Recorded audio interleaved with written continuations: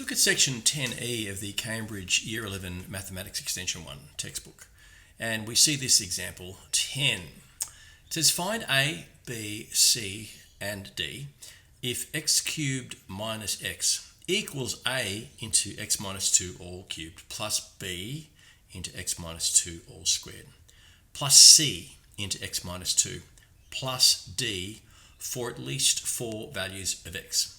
Now, the last 4 or 5 words there are very important because if we examine this equation, we can see the one on the left, the highest term is x cubed, so it's of degree 3. And the one on the right will also be of degree 3. And what we're told is that those equations are equal to each other for at least 4 values of x. Well, 4 is 1 more than 3.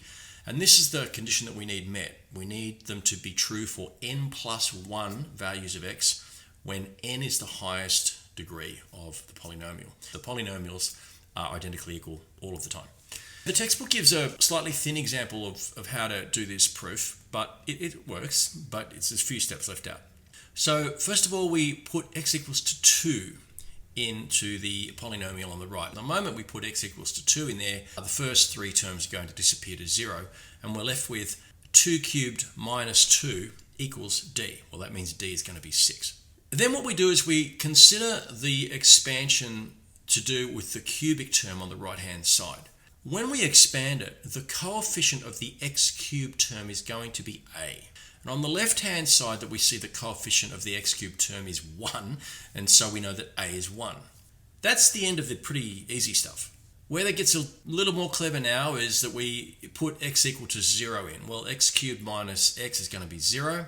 And then we're left with 0 equals a into minus 2 all cubed plus b into minus 2 squared minus 2 lots of c plus d. But we already know what a is and we know what d is. So that lets us arrive at this line here, which is 0 equals minus 8 plus 4b minus 2c plus 6. And that reduces to 2b minus c equals 1.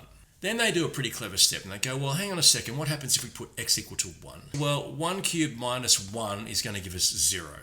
And again, substituting for the fact that we already know what a is and we already know what d is, they're left with minus 1 plus b minus c plus 6 equals 0.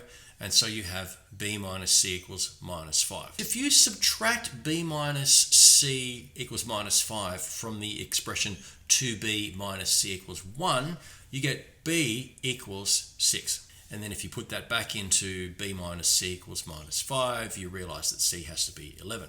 There's another way to do this, and some of the kids in my class today did this. If you expand the term on the right-hand side using combinatorics, you're going to get a into x minus 2 all cubed equals a into 3 choose 0, x cubed times minus 2 to the power of 0, plus 3 choose 1 times x squared times minus 2 to the power of 1, plus 3 choose 2 times x to the power of 1 times negative 2 squared plus 3 choose 3 x to the power of 0 minus 2 to the power of 3. You clean all that up and you're left with ax cubed minus 6ax squared plus 12ax minus 8a. If you then expand the x minus 2 squared term, you get b into x squared minus 4x plus 4 and so on. And then what you can do is you can expand all the brackets and group all the terms. Well, that's going to give you ax cubed plus minus 6a plus b into x squared plus 12a minus 4b plus c, lots of x, plus minus 8a plus 4b minus 2c plus d. And then you can start to equate the coefficients.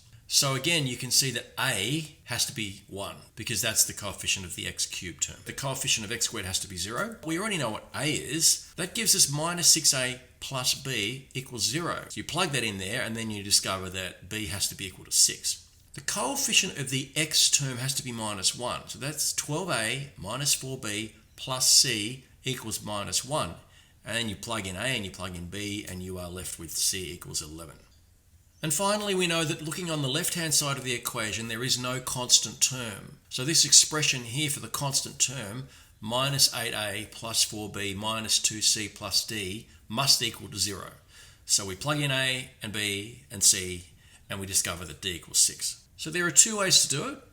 You can substitute for different values of x, and you can solve for all of your constants that way. Alternatively, you can expand out all your expressions and equate the coefficients. That might be a little more tedious if you're dealing with a polynomial of higher degree, but that works as well. Let me know what you think in the comments.